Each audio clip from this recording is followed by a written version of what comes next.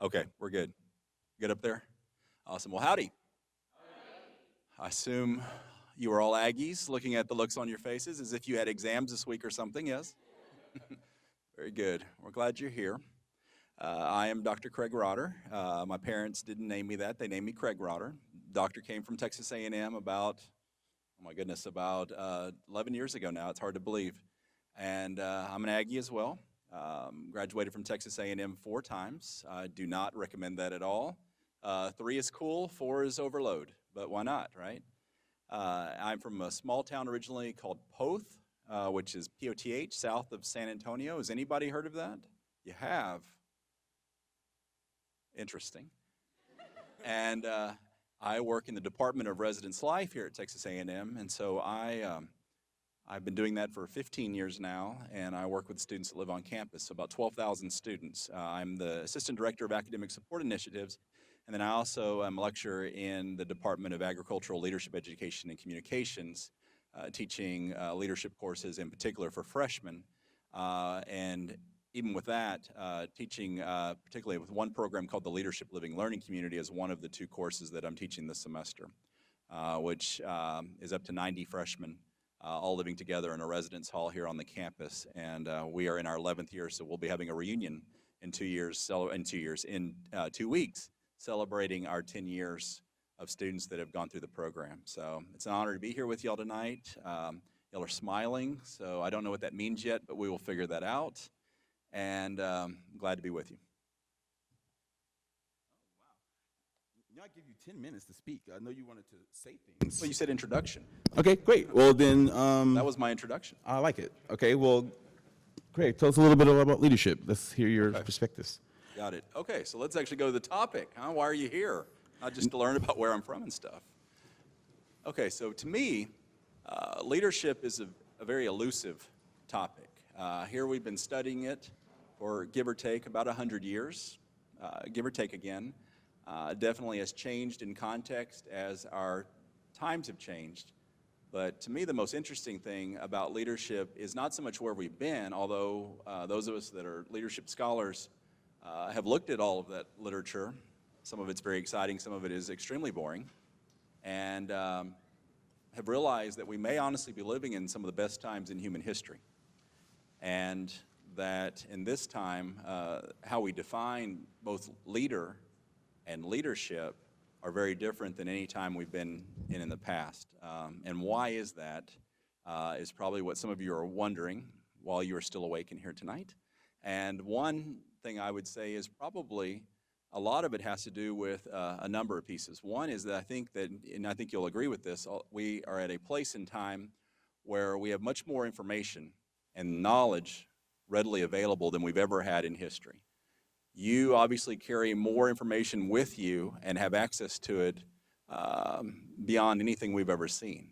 And so if you are just a mere citizen of wherever you're from and in whatever community you identify as being in, you have so much more information. And there was a time in history when the only person or a group of people that carried and knew as much information as they could have known in their times was either a leader or a small group of leaders. And so now followers, general members in society have a lot more information. And so it's a very different thing. So at one time in history when we would look at leadership and a leader as being somebody that would be the leader, we would define them as the person in charge. Now it tends to be a person that is a leader amongst a group that all have quite a bit of information. So knowledge is probably the biggest thing when it comes to leadership and having that knowledge.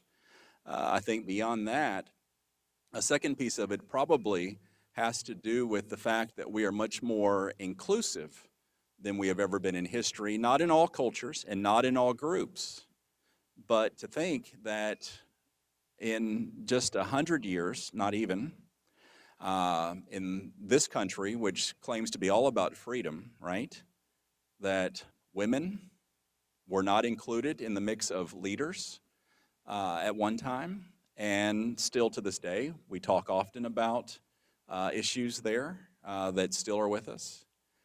You look at ethnicity, and we well know our history 100 years after a pretty bloody battle in this country, and looking at where we've been with that, and talking now about immigration, about undocumented people in the country.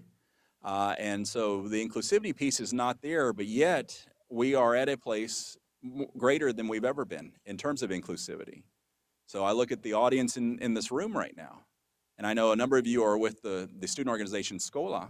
You look a lot more like where I'm from in the state than this institution historically has been. And you give it 40 years ago, look at all the women in the room, you wouldn't have seen that at this institution. So the inclusivity piece is also there much more than it's ever been before, and so it has to be part of our definition of leadership today, okay? The other piece of it is the notion that we feel that we are much more self-empowered in today's time. Whereas before, somebody gave you something to do, a task, right, who was the leader, and you went and did it. And if you did it well, you stayed a member of the team. If you did not, they probably let you go. And that may still be the case to some degree today, but we have so many issues that we are working through now because so many of our followers, the people that are not in a designated leadership role perhaps, are at a place where they feel, I wouldn't call it entitled, but I would say empowered, where because you have the information, because you have the skill probably, and because you have the attitude that you need to do something to make something better or to change it, that empowerment piece plays in much more deeper than we had ever seen in history in looking at leadership and leaders. Now, an interesting part of leadership is we always talk about leadership from the standpoint of we still look at a person. But in reality, leadership to me is, and literature would support this, is a social construct that really is about the we as opposed to the one person or the me. But we also have the notion of, so we have leadership development, but we also have the notion of leader development, and we still do that today. Some of you have been trained as a leader for a particular position or a particular, does somebody need to move to turn those on? How about that? I wasn't passing out, that's good. But leader development is still something that I think is relevant, but much more in the social context of the we and who that we is versus individuals. So we're at a very different place. I want to switch gears a little bit and also focus on three things that I think you students at Texas A&M will relate to when it comes to leadership. And there is a lot of leadership that focuses on these three aspects across cultures. One is looking at the notion of capability, okay? Resources, finding resources, perhaps your skills. How able are you at getting X, Y, or Z done? And that could be anything in any context, okay? But the second piece of that is, so capability. How able are you to do something? The second piece of it that's much more important, and we always think of purpose when it comes to leadership, you know, why, what are we looking to accomplish? So the second piece of that would be a focus. So we have capability and we have focus. Why are we trying to do something? What are we trying to accomplish? You know, what is the focus? What is the purpose of either leadership or what we're driving toward as a goal? And then the third is the will.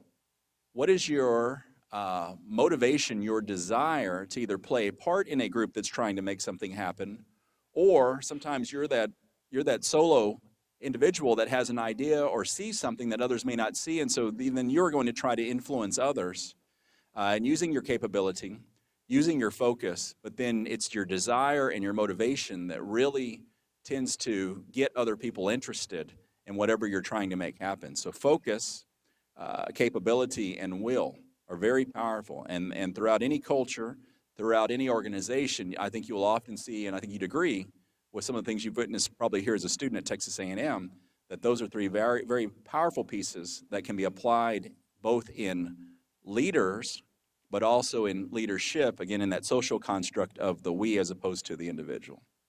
So those are a few things I wanted to touch on.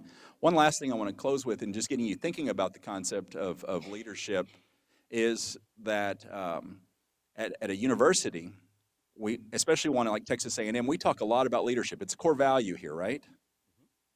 But are we really developing leadership here? And when it seems that we really have three things that we do. One is we focus on life skills. And I don't know if that is really leadership development or leadership education, but just to get you from freshman to diploma, right? From fish to diploma at Texas A&M, there are life skills in place there that you could probably utilize in leadership. But that is a big part of what we do here. But sometimes we will get mixed up and call that leadership and some of the things you're gaining, but they're really life skills. The second thing is this notion that there is some sort of needed action to create some sort of progression toward a goal. And one of those goals for you as students at Texas A&M University is graduating and getting the degree. And some of us come from very marginalized backgrounds and identities, and some of us come from very privileged, where we don't notice sometimes who didn't matter because we've always seemed that we matter. And so there's some interesting pieces that we could really talk about in greater detail in that. But this progression towards something, but often we may get mixed up in leadership. That is, if you're moving toward your degree and then you graduate, we would say, oh, you're a leader because you have your education, but are you really in leadership? I don't know yet. It depends. And we could look at a lot of situational aspects of that in individuals and cases in that. Thank you, Craig. I have one more real quickly. My third one and my final one is the difference between leader development and leadership development. And so going back to where I started, I believe that leader development is, again, focusing on getting an individual to a place where their attitudes, their knowledge, and skills can come into play and make something happen. And leadership development, again, would be us doing almost that same thing, but again, as a group rather than focusing on an individual. And so when you are involved in a student organization, are we doing more leader development or are we doing leadership development? And what does that mean in terms of when you're graduating from a place like Texas A&M that boasts that we create leaders and that we have leadership present? What will that mean in terms of you actually being able to share your experiences and how you develop to wherever you are when you graduate? So those are just some things to think about when it comes to leadership that I came up with off the top of my head this evening. So thank y'all. Thank you, Craig. Next, we'll have Henry Musoma introduce himself and give his take on leadership.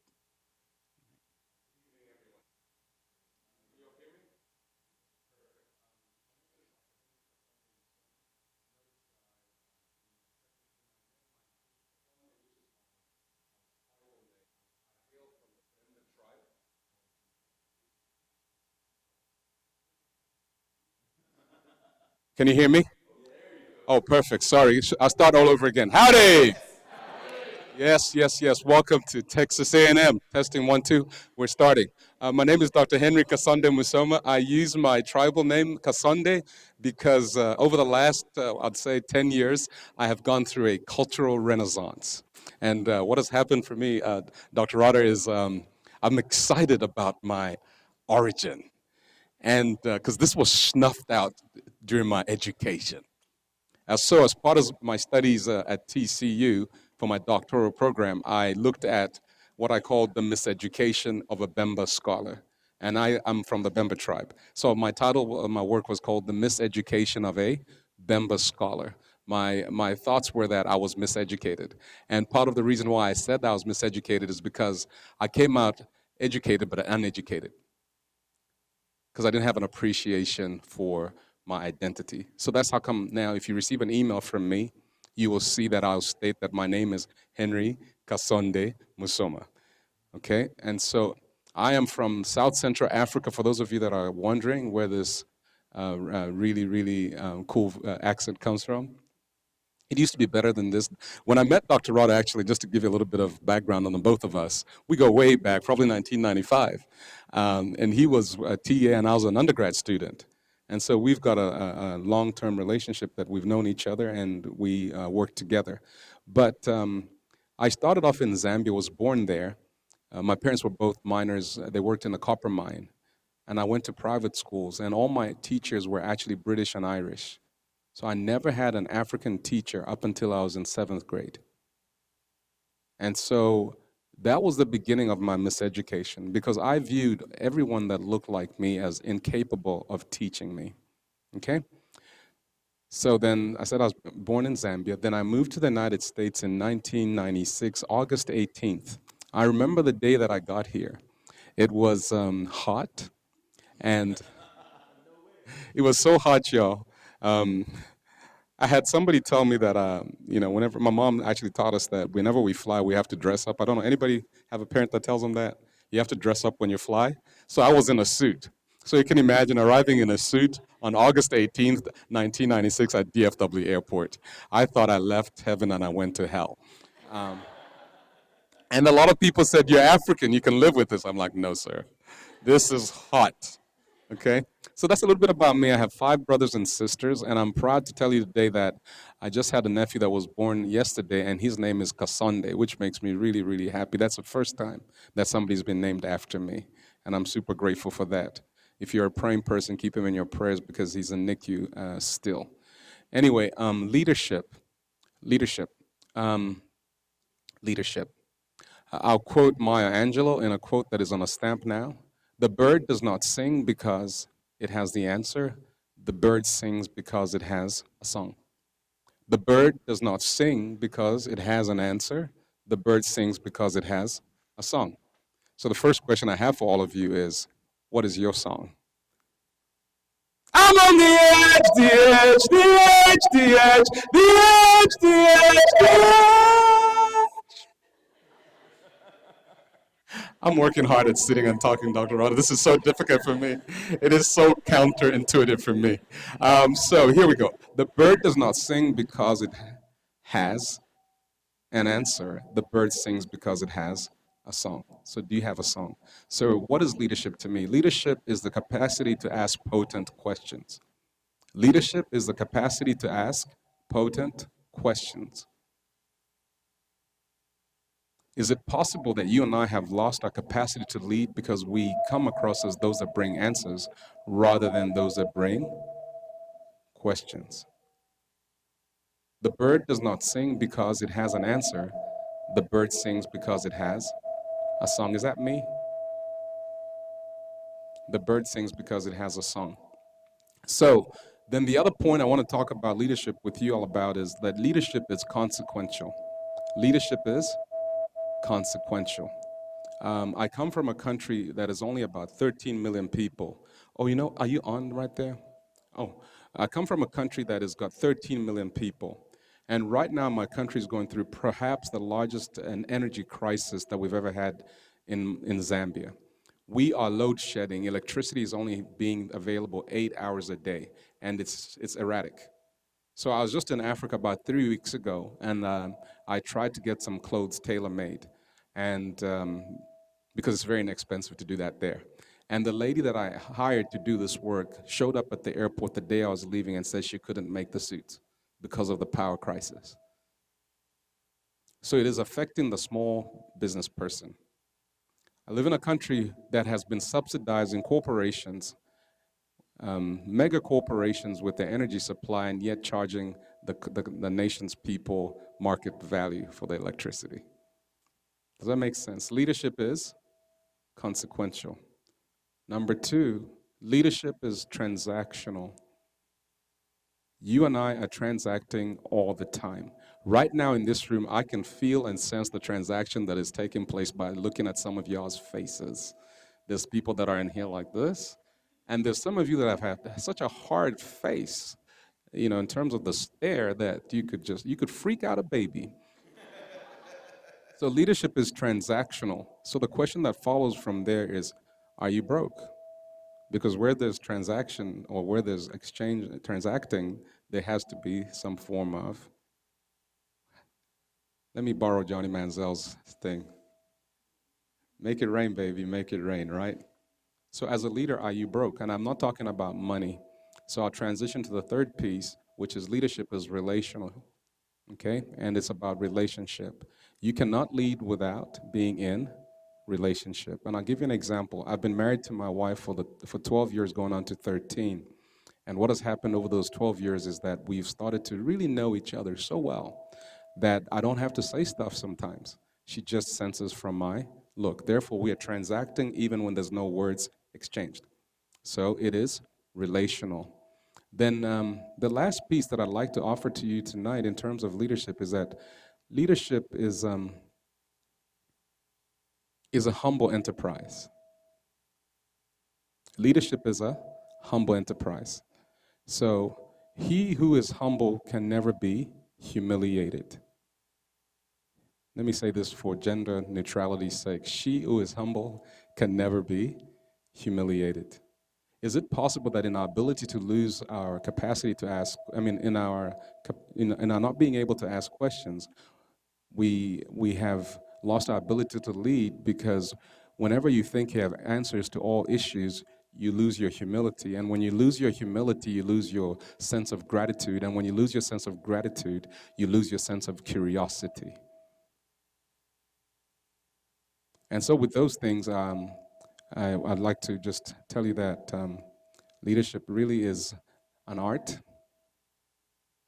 And Dr. Rado would agree that we are growing even right now as we're sitting. And that's all I have. Thank you, Dr. Musoma. I'll make sure I put Kasonde next time. It's going to be on all of the future. And my microphone's not on. I'm just over here just talking. I'm trying to get the noise on the video here, and I'm not doing a good job. I'll make sure I have Kasonde on the rest of your things. I thoroughly appreciate that, your cultural background. Next, we'll go into the questions asked from our undergraduate leadership scholars. Dr. Musoma and Dr. Roder both had opportunities to look over these questions, so they're going to give you really thoughtful and insightful answers. So you guys... He's setting us up. They didn't think about it. All right, they're great. All right, so the first question is from Maria Milu. She's the chief student leader of the Aggie Panhellenic Student Society. Fun fact about this is actually about Greece and not about Greek life. So we were talking about connections last week when you came, well, Dr. Rada came to the brown bag. So I was going to have a brown bag today. Didn't have it in the right room, so I sat and waited just to see if anyone would show.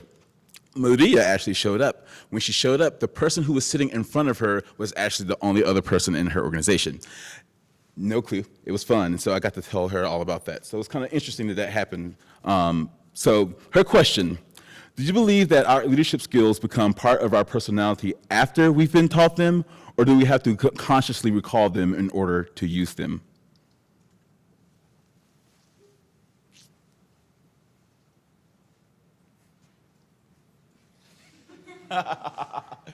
We're definitely thinkers, right? The two of us. And we also like humor, obviously. Can you hear me okay? Is it on? It is. It's on. It's showing it's on. There we go. All right. Hopefully. Okay, so I'll speak up.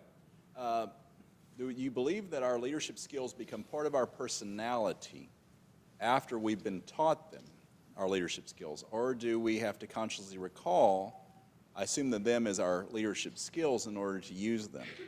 Well, I think our personality stays with us because it's who we are to a large degree. It's our attitude, right? Probably based on some sort of core values that can change over time based upon experiences and a wider view of life. And so I don't know so much if your leadership skills become a part of your personality as much as your personality really shows through which leadership skills you decide to utilize.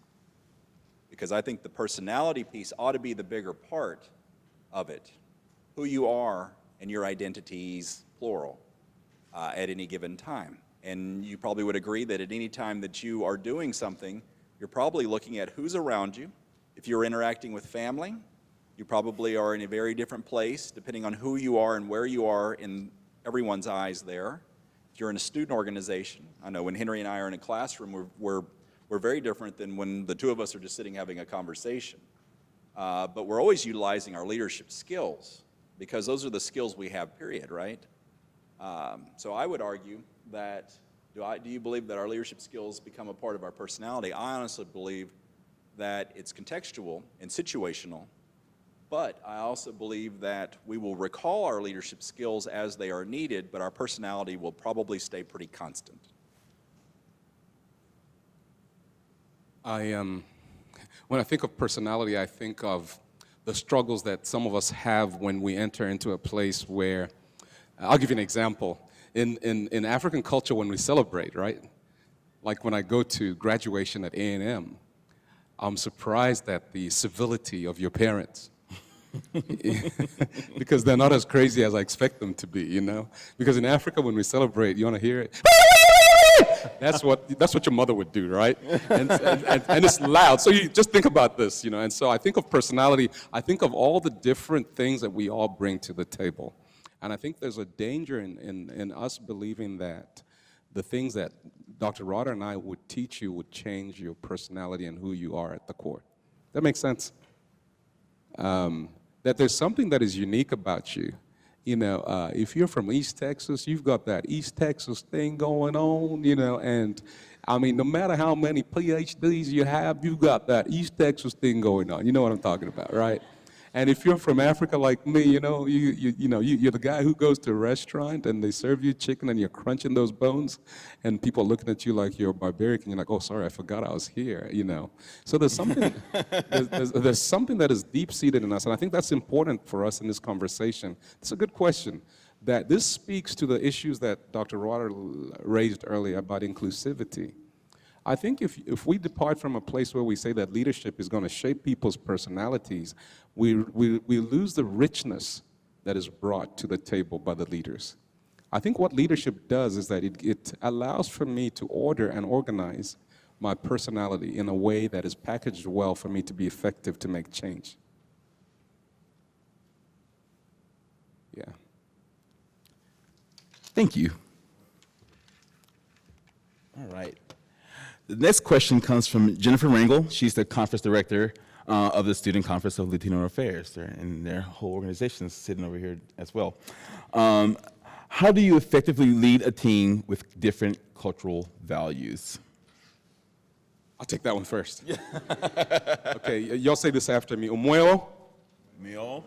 Come on, y'all know you could do better than that. Umuelo. Mueo. Man, you make an African word sound Texan in a second. Umuelo wamuntu. Umueo wamantu. Waba. Waaba. Mukutwi. Mukuti. And that is, in Bemba, that means your life is in your ear. To me, when I think about leading people in a, Jennifer, thanks for that question, in a multicultural area with different cultural values, I think the key is to listen.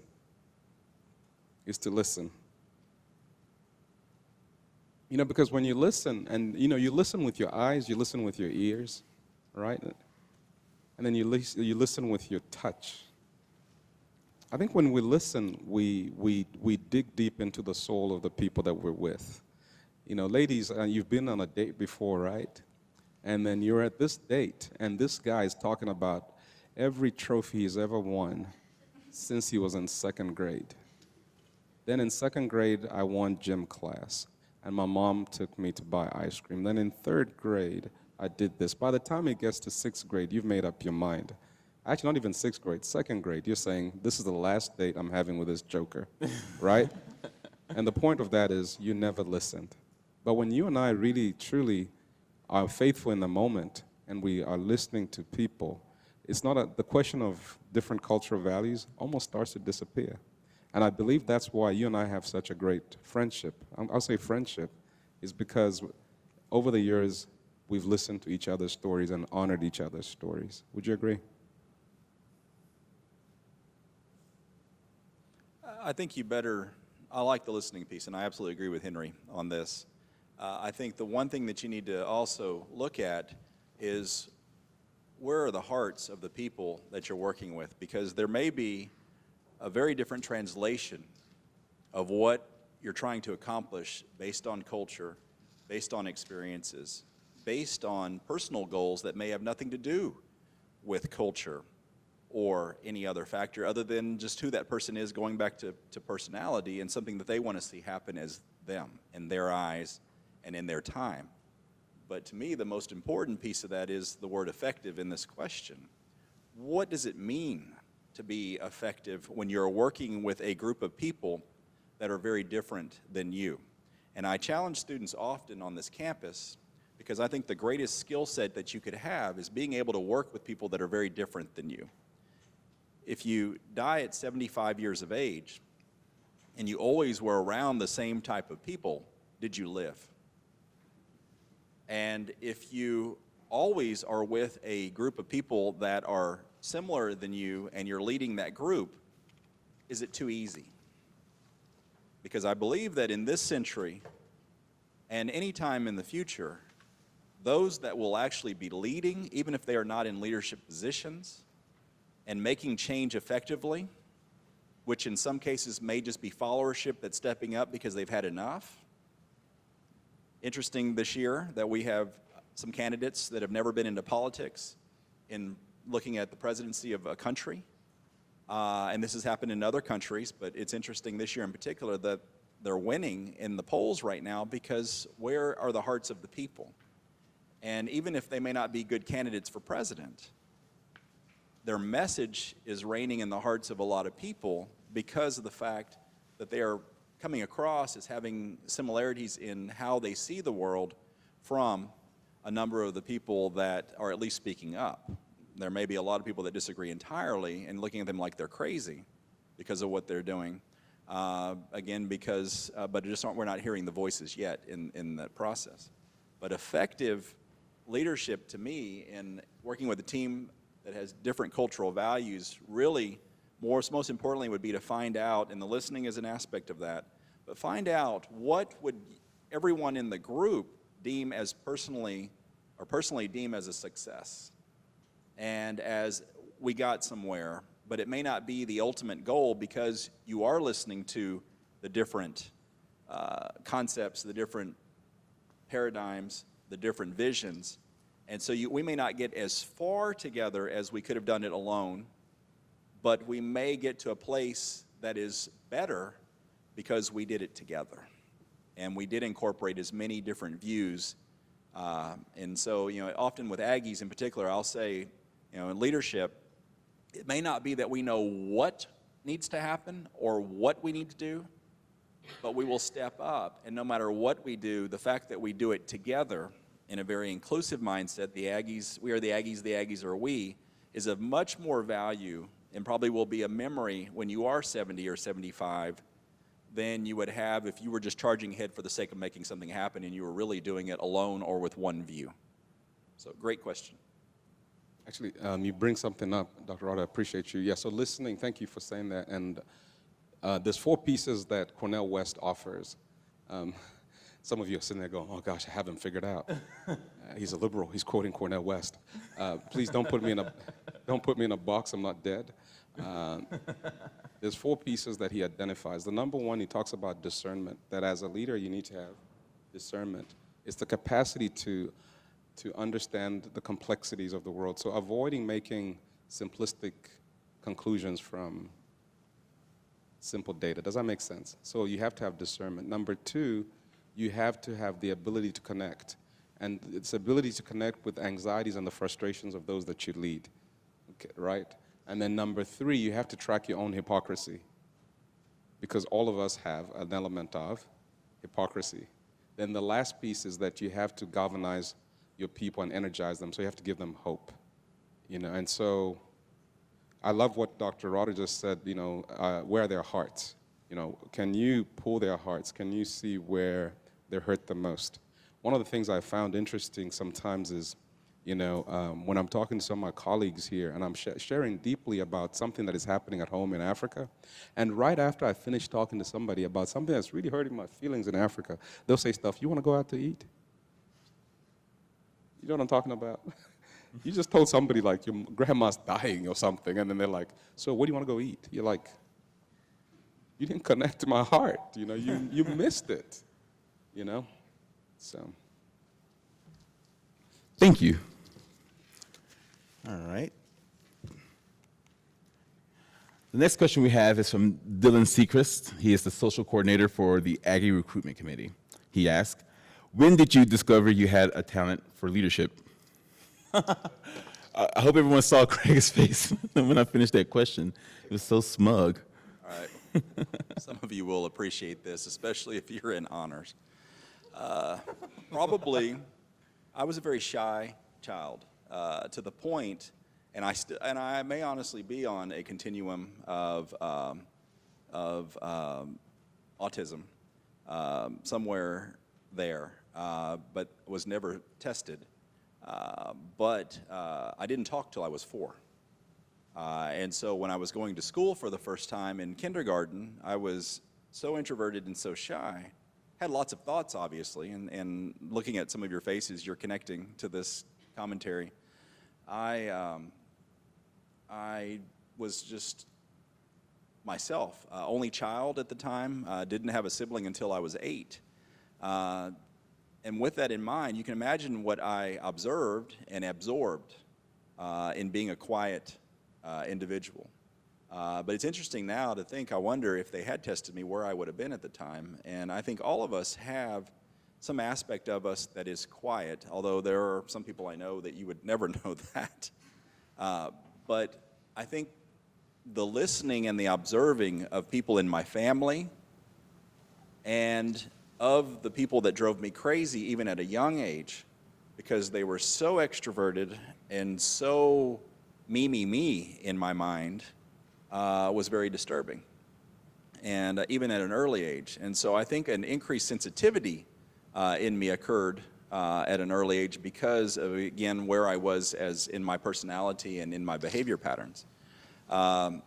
Here's the part that honors students, I think, can relate to in that inner nerdiness. And I believe that all students at Texas A&M are nerdy. I don't care how cool you think you are. We're all nerdy. Own it. Because you're here at this institution. And that's why we freak people out. We're nerdy and kind of uncool, and that makes us cool, right? But I would say that second grade, a little movie came out that was not very well budgeted and not fantastic, but so many of us now, it's iconic to the point that Disney pretty much owns it, to my knowledge, and that is Star Wars. Yes. Some of you got really excited all of a sudden. Very interesting. But I can remember in my quietness leading a group of fellow students across a playground as if we were what? Jedi Knights. Now, how ridiculous is that from the perspective of adulthood? Although if you go to any of the movies that have come out and the one that's coming out this December, we're going to see a lot of adults that look like I did in the 3rd grade, right? And walking around. But for some reason, the students, and the funniest thing is, they weren't all nerds. There were jocks, and as early as you could tell somebody is, athletic, and it was a cross context of looking at the people that were in my class. But we had the best time going around like we were making things move, just like in the commercial with the little kid that's Darth Vader and he makes the back of the car close. Yes, the Volkswagen commercial. We were acting like that. And so I think the fact that I turned around and saw a bunch of my classmates following me, I don't know what I was doing in terms of attracting them that they decided to follow me, but there was something there. And so I think leadership doesn't have to be charismatic, but again, as quiet as a person as I was, somehow there was leadership taking place in the fact that, 1, I had followers. 2, we were having a great time together. And 3, the funniest thing is so many of them, I can mention that, or when they see Star Wars stuff, even today, and we're in our 40s, they can still go back to, you remember that time when we used to hang out on the playground and go around like we were really cool Jedi Knights? So in the context of that question, when did you discover that you had a talent for leadership? Believe it or not, I think it was just running around the playground as an elementary school kid and realizing that whatever I was trying to do, I had other people that were interested in, and they were following my lead and going around and trying to make things move and be these little crazy Jedi Knights on a South Texas playground. Very weird, huh? But some of you can say, yeah, I can see that. All right.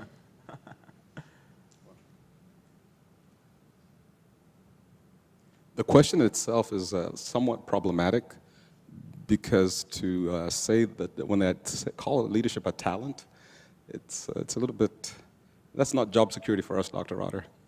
You better be pretty talented, right? To say leadership is a talent takes me back to thinking about the great man theories and how there's specific people that have this talent. And for me, that's not my point of departure when I think of leadership. I don't think of leadership as you know what I mean, as something that is a talent. You know, I think of leadership as a process. And so I wouldn't say that I had this discovery of sorts, but I think it has been gradual steps. One of the key steps that I remember clearly was in about 1992. I was in high school, and my parents were living in Mozambique on the east coast of Africa, and I was in high school in Zambia. I had an aunt, Dr. Rado, who was suffering from HIV. And at that time, HIV was very secretive. You know, it had a stigma. You didn't say somebody had HIV.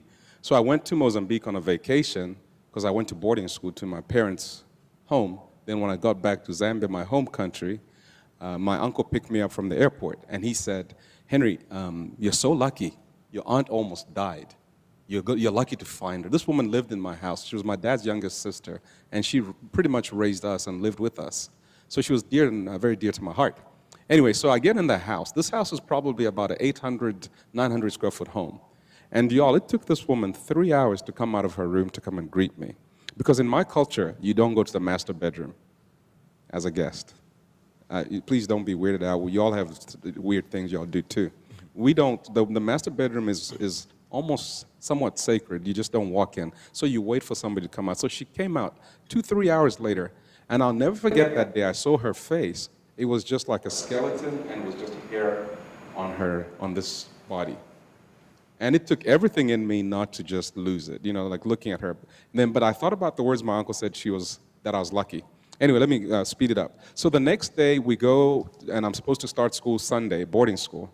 So I get on the bus to go to my town where my school is. Then Monday morning, my principal picks me up in my class and says, "Your aunt just died." The woman that I just saw Saturday, that my uncle told me was on the mend. Y'all, on that day, I remember clearly thinking, oh my goodness, my family is all dying. You know, like, we pretty much would be extinct soon. Because there was something dramatic about the way they talked about HIV in the 80s. It was like, it's going to wipe us all out. And it became a fear. And I started to obsess about it. And I remember going to her funeral. This is where I think maybe if you want to say, for the sake of the question, I started to think about leadership a little bit more, because I remember taking people out to dig my aunt's grave, and I was barely 16, 17 years old.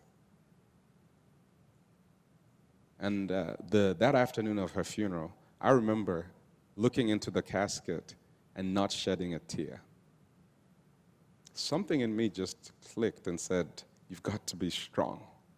Because I was standing in proxy for my parents who were overseas and couldn't make the funeral. And to me, at that point, that's when things start to shift in as far as how I view myself. And made some commitments. One of the commitments I made that day was that I would not sleep with a woman until I had a ring on her finger, because I wanted to live. Yeah. Thank you. The next question this comes from Jennifer Engel again. How should we showcase our leadership skills during the dialogue found in interviews for internships or when applying for a job? The one word answer would be, well.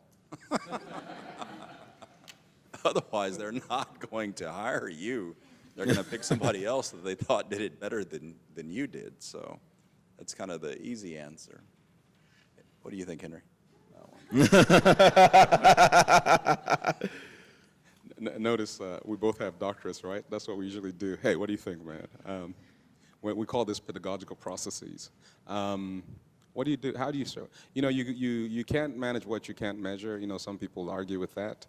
But I think you and I measure what is important to us. What matters, we always start to measure, right?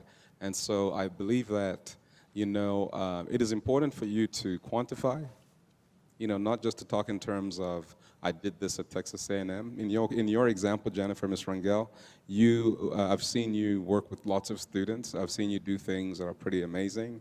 One of them, you could write in a resume to say that I personally gathered about 15 students regularly on a Sunday evening just to mentor them. So you put a number to an action. You know, once y'all say, aren't y'all tired? I'm so sorry if this is going to go public, but I'm going to say it anyway. Well, I won't tell you the name of the politician, but when you heard the debates last week, there's a politician who said, we're going to have more of everything. Everybody's going to have more of everything. I'm like, wow. So I'm going to have 2 minivans, and my wife will have like 2 SUVs and 4 houses, you know, just because we can, you know. And I thought, okay, you know what, the credibility is suspect when you're just throwing out statements that cannot be substantiated. So I think it's important, and that's how come at A&M we encourage y'all to participate in reflective learning so that you could sit back and think about what you've done. You know, even working at McDonald's is a big deal. I teach freshmen, and they come to me and say, Dr. Musoma, I have nothing to put on my resume. I said, what did you do? I worked at McDonald's. That doesn't count. I said, no. Tell you what, you could say you presided over a multi-million-dollar business. Right? You know what? I waited tables, and I have a creative way of saying I waited tables. I run a franchise at Papados because every time I went to work, I had a section of the restaurant that was mine. The joy and happiness of those 9 individuals in my section was dependent on my performance. That was my little corporation within Papados. Awesome. Henry, you probably got the job. I'll add to this, and I think with us too, and you know, you won't see the full portion of our usual performances or personalities in this because neither of us are used to sitting in front of a group. I mean, we're not dead, but I feel like I'm kind of there glued to this chair. It's supposed to be a couch chat, you know? But authenticity. I think you can see that with both of us, that in terms of how we present ourselves, we're pretty authentic in our attitudes and our personalities. You see what you get pretty much outside the complexity of who we are, that it would take a much longer time to fully gather that and understand that better.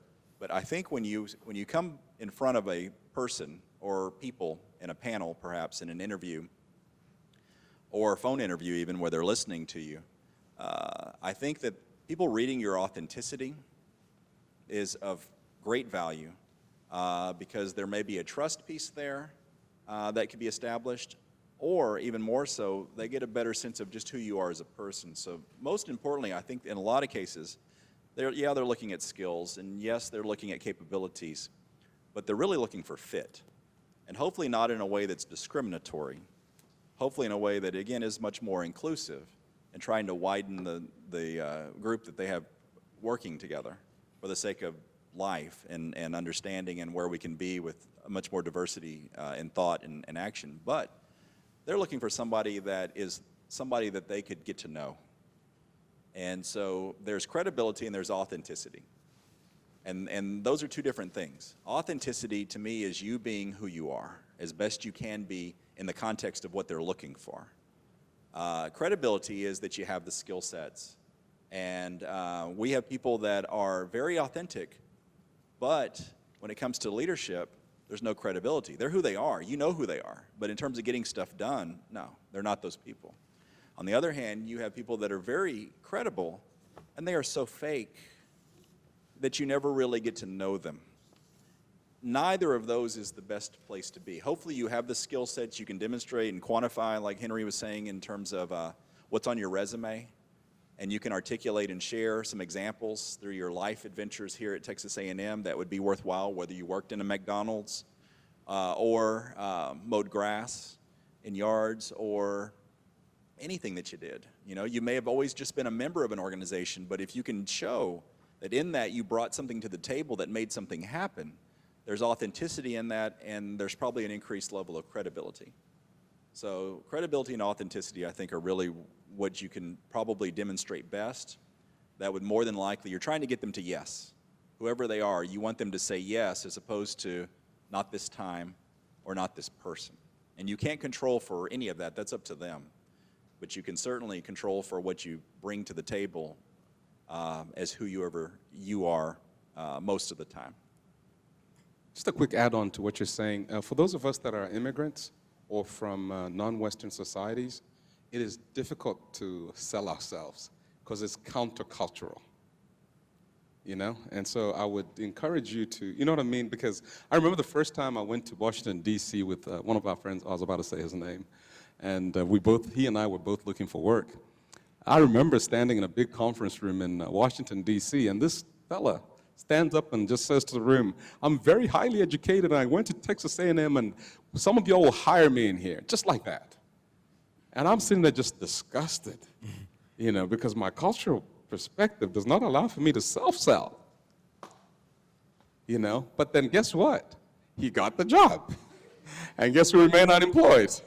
Me. So one thing that is important also in talking about leadership is adaptability. You know, when in Rome,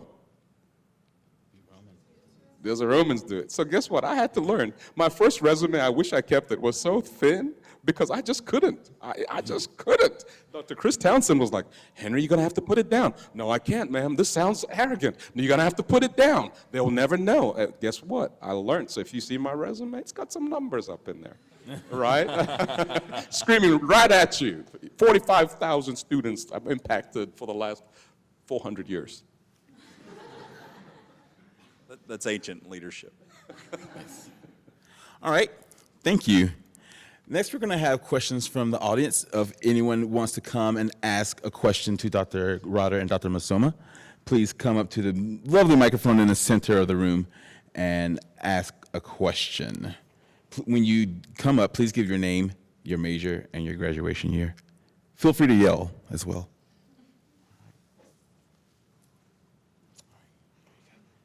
He's going to bring the laptop too. It must be written down.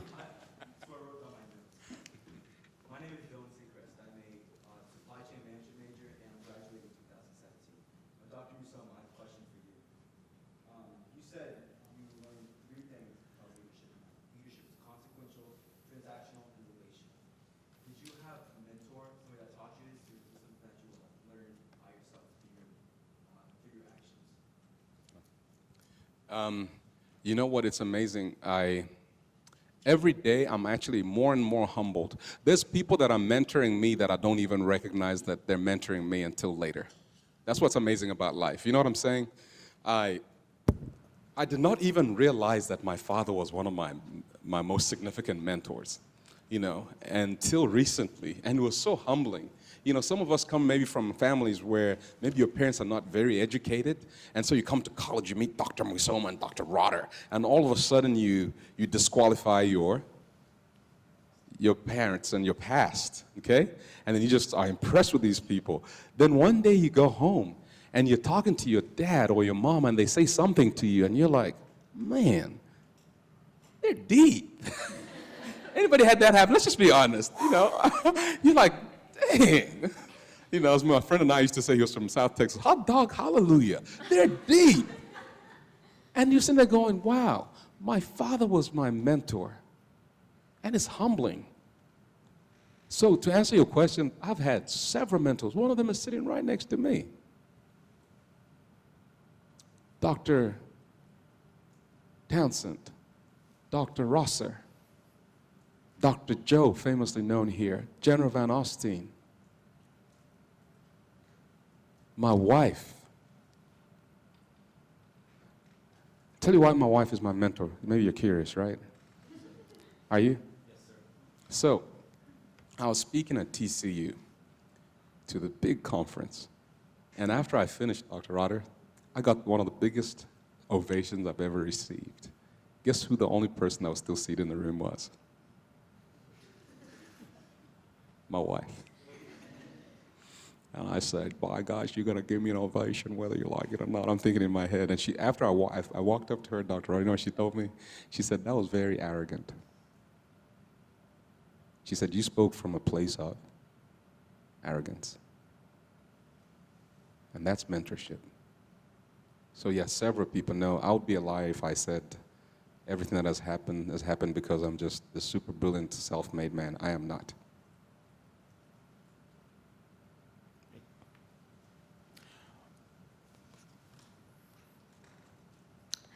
Oh my God, I'm too short for this. Howdy. Howdy. Okay, my name is Regina Salem. I am a bilingual elementary education major, and I am graduation year 2017. Whoop. Okay, nobody else. Yay. I like the spirit there. It's nice.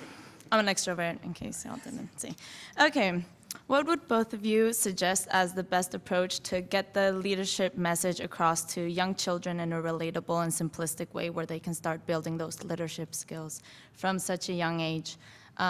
Also being bilingual, like in the bilingual elementary education, I can relate a lot to the cultural different values and how culture can be a big barrier once moving into a different culture and society. So, I'm going to repeat it one more time so we can really absorb your question. okay, what would be the best approach, or like the best approach in order to get little kids from elementary school to kind of start getting those leadership skills set into their personality, or have it to be a more relatable and simplistic way where they can start practicing that within the school environment? I think, straight off the bat, to me, you think about little kids, and we all were there at one time, but we tend to act like we weren't, right? Too often. But sometimes we have tendencies where it shines through things that we did back then, we still do.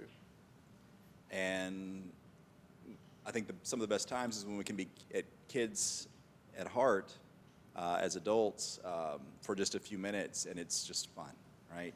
The stresses are off, perhaps the inhibitions are off, and there's just a greater curiosity. We strip that from kids, unfortunately, in a lot of places in the world way too early, and they don't have the opportunity to be kids. And to me, that's one of the saddest things about the human existence, is that we haven't gone very far. We may even be worse in some aspects in today's time with that. People's situations are their situations. But I think about self-esteem. I think about confidence, not arrogance, but we have some kids that somehow, because of the way that they are raised, that becomes a part of their definition of leadership, and that's how they have to be to prove themselves. And it may be that they were pushed so far back that comes as a shield, and there's a softness behind that. And so when I think of kids, obviously the first thing I think of is family. And interesting thing, one of the Shrivers, part of the Kennedy family, had shared this one time, and before she passed, she had made a comment and said, if you don't have a family, get one. And I thought that was a very profound statement, because we all need that. And I think about you here as college students getting homesick as freshmen, okay? I'm going to get back to your point and your question in a second, but I'm thinking through some things. I'll often tell students, and I did this to Henry's class last night, I said, how many of you were homesick this year? And we had hands everywhere. And I said, you will be less homesick if you find ways to make this place more like home. And so how do we get kids to feel that they are at home with who they are and how they need to be as kids? I think if we do that and then give them some citizenship, some responsibility, because I think it's another factor in today's time, is there are too many kids that either aren't taking responsibility because they're not seeing it in their families, unfortunately, by the way that the system has played their families, and the system's not fair. But at the same time, maybe someone just always did something for them, and so they never had to because of privilege. So I see very privileged kids and very marginalized kids literally being almost in the same place sometimes in terms of the unfortunate outcomes. But on the other end, I believe that if we could teach kids, let them play with each other, increase the amount of types of people that they are around early, and hopefully keep the positive pieces of life in their world as much as we possibly can, not to fool them that life is going to be that easy or that nice all the time, because there are some realities that need to be there. But how do we get individuals to be disciplined as people in being tough-minded, but at the same time having fun, how they treat other people, and yet how they treat themselves? So it's very complex. Your question is wonderful.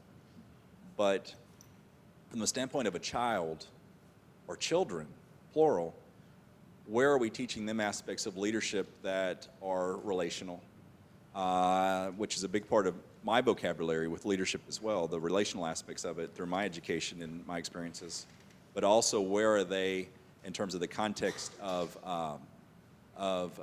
their confidence and who they are and their identities that may not be identities that the world would say are okay, and that is so cruel. So we need to add that into there as well, as saying it's okay to be you, and there's a place for you, and whoever you are, there are a lot of aspects of you that you may not see as beautiful, but you're alive, and therefore there's beauty in you. And I think that would be very powerful. If it's okay, we can move on. We're running out of time. I'm just going to go ahead towards the end. Thank you for that question.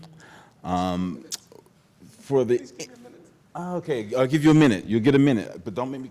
Okay, let's do it, Dr. Musoma. Yeah, this is really important to me because it just happened this morning. My daughter suffers from severe constipation, and she had it today. And it was very personal this morning, actually. She was upset. And so I walked up to her and said, Keze, what's going on? You know, in elementary schools, you'll have the color rankings, depending on your behavior, and then the pink is the top and it goes down. It's kind of like Orange Alert with the Homeland Security, you know. And so my daughter's crying, and guess what she says to me? I said, Keze, what's up? She goes, Daddy, with my constipation, I've been asking to go to the bathroom so much, but each time, if I go more than twice, they're going to drop my whatever's rank down. And she's super concerned about that. So I had to free her from that and tell her, you know what, Daddy doesn't care whether you have the bottom rank of that, whatever rank they have. If you're having an issue and that adult is not able to discern that this is what's going on. Makes sense. I mean, simple, but you know what? That's how you start to destroy the esteem of a child. Because that's a very personal issue, you know. And I know the teachers in this instance were aware because I wrote it in the note that she has that issue. You know, so I was quick. I was going to go chop up some people, but I didn't. I was civil. Thank you. I'm glad I gave you that minute. Thank you. All right. Let's go through a speed round real quick. I figured make it a little bit more light. All right. Are you more of a city or a country person? It'd be interesting to see where people would categorize me. It depends. I think that there are people that are shocked I'm from a small town. There are people that are shocked that I'm from Texas. Sometimes they're shocked that I went to Texas A&M. So speed round.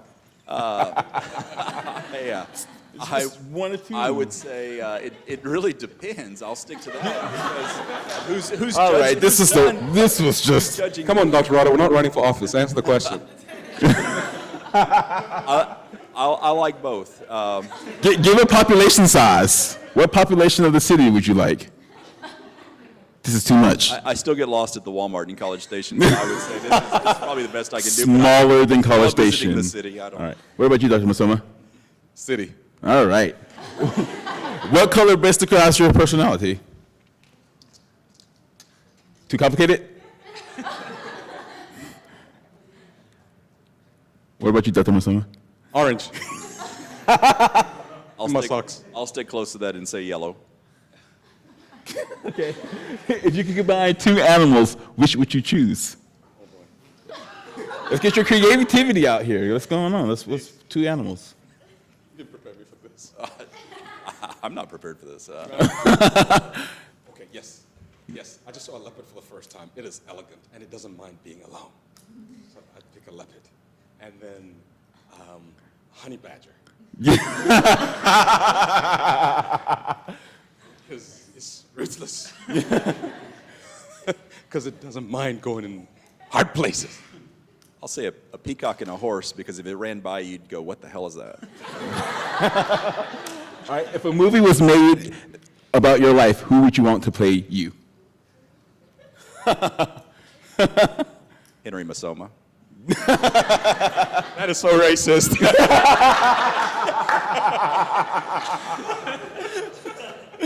I think what you just said was racist. Oh, we're becoming too comfortable. Let's tone it down, right? Dr. Martin, who would you want to be you? I mean, I would play myself. I'm gonna just be really honest. So, Yeah, I figured that. I don't know. too much? Too much. Do you snore? Not that I hear. All right, what's your best joke?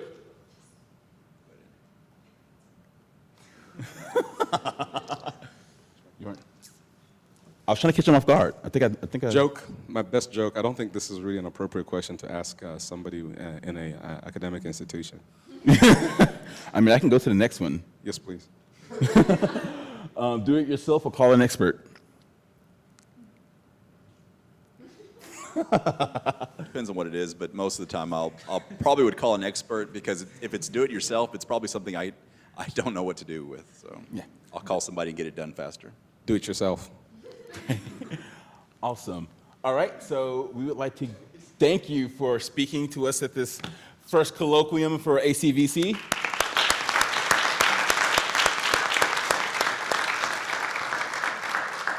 We have a gift from ULS and Lambda Sigma. They're bringing it down. As they're doing that, the future colloquia, we have 2 more for this semester. October 14th will be Integrity with John McElroy and Tim Powers. John McElroy is he is the co-founder of the Unigaja Challenge. He is an excellent individual. You will see him around Craig Rotter as well. And Tim Powers is the director for the Honor Code system. He is an excellent human being. I hope you come and see them. And then November 4th, we will have Jan Faber, who is tied in with OPAS, and Luke Altendorf, who is the director of the MSc. Big thanks to Lambda Sigma, the Alpha Zeta chapter here at Texas A&M, for hosting the reception that you're going to go to soon. A&M Consolidated, there are a bunch of buttons that you're going to receive, so thank them for providing that. Awards and More for giving the awards to Dr. Rotter and Dr. Musoma, and ULS for providing the questions. Also, Animal Amon for producing all of the nice graphics, and to Kyle Netterville, the lovely recorder who's wondering why I'm not done 10 minutes after. All right, you guys have a fantastic evening.